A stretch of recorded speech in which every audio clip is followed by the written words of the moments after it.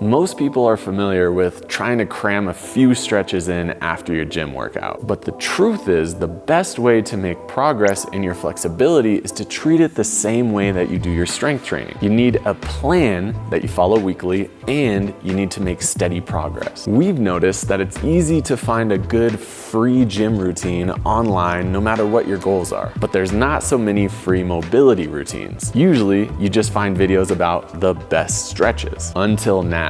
This is a full weekly mobility routine that you can start following right now, whether you're in the gym or at home. And to make it easy, we even made a free PDF guide that you can reference for this program. So let's jump in. Before we get to the plan, let's talk about who this is for. This is designed for anyone to make flexibility gains as long as you're healthy. Whether you're really stiff, decently flexible, young, old, you can still make progress with this routine because we'll show how to scale each of these exercises to your level. Now, I do want to stress the word healthy. This is not designed to get you out of pain or fix anything. Consult a medical professional if you're in that situation. This routine is divided into 2 days, mobility A and mobility B. Let's dive into mobility A. Mobility A. A1 hang. Grab onto a bar, relax the shoulders, and let the torso be pulled down. Feel like your shoulders are being dragged upwards towards your ears while the rib cage is going down to the ground. Settle in and breathe. Your grip will be challenged. If this is too intense in the beginning, let your toes give you support on a surface. When you've mastered the 2-arm hang, you can graduate to 1-arm hanging, which will be much more intense, so take it slowly. A2 squat. Lower your heels down as low as you can go with your heels flat on the ground. If you can't get your hips as low as your knees with your heels flat, place something under your heels for elevation. Try to relax into this bottom position. As you get more comfortable, feel free to press the elbows against the knees, prying the hips outward.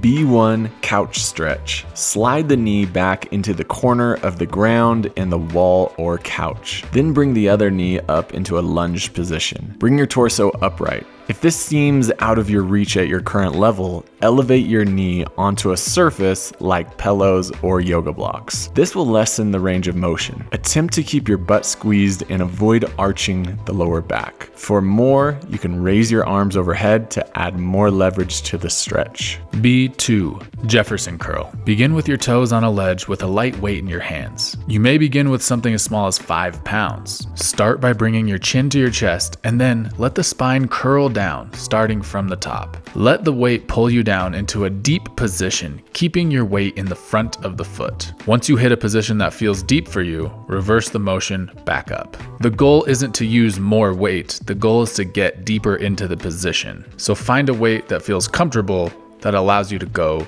nice and deep. C1 crab stretch. Sit on your butt and place your hands on the ground beside you. Face the fingers away from you to get your shoulders into external rotation. Lift and open your chest as you lift your hips up away from the ground. Attempt to get your hips to parallel to the ground. You should feel a stretch in the front of your shoulders, chest, or down the front of your arms. If the stretch feels too intense, you can regulate it by simply lowering your hips. This stretch should be very active.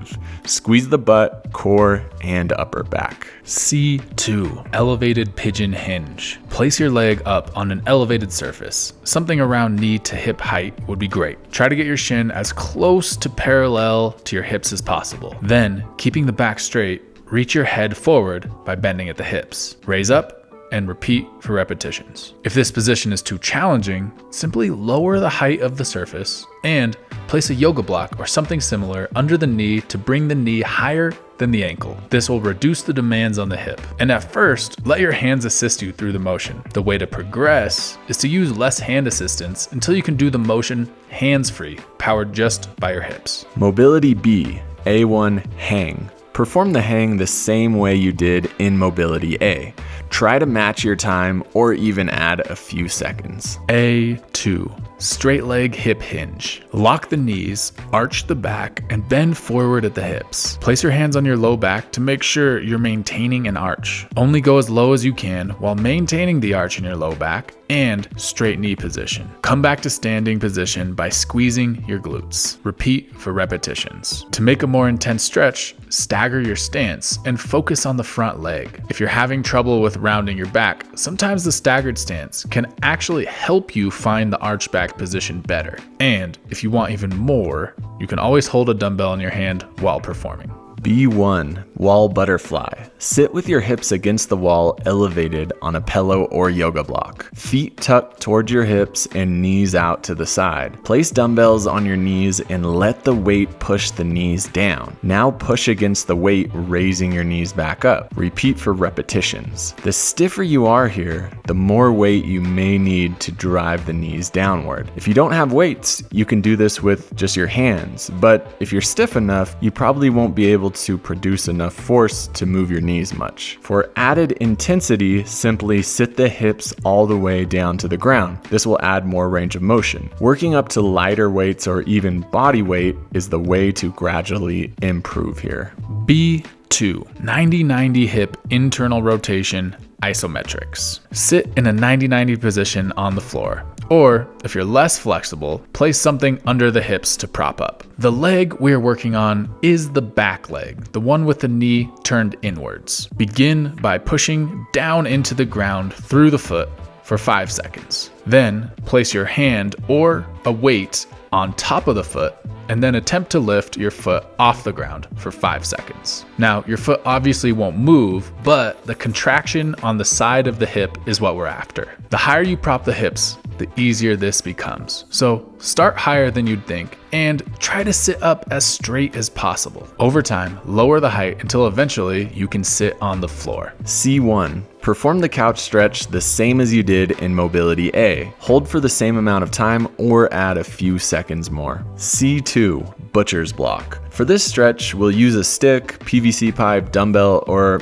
in a pinch, you can even grab a water bottle. Grab the stick with your hands outside of your elbows. From a kneeling position, place your elbows down on a weight bench or a knee-height surface. Keep your knees under your hips. Pull your hands back towards your upper back and let the chest fall downwards. Keep your body in a flexed position with core engaged and shoulder blades protracted. Resist the urge to retract and raise the shoulder blades. A good goal is to get your upper arm in line with your ear while staying hollow. For added intensity, bring your knees back behind your hips. Lifting onto the feet is the most advanced variation. So here is your weekly routine that will show on the screen right now. Take a screenshot and refer back to this video to make sure that your form is correct. If you're unsure of how to read this programming, then make sure to download the PDF where we'll give more instructions on how to use this. It's important to understand that this type of mobility training is much more potent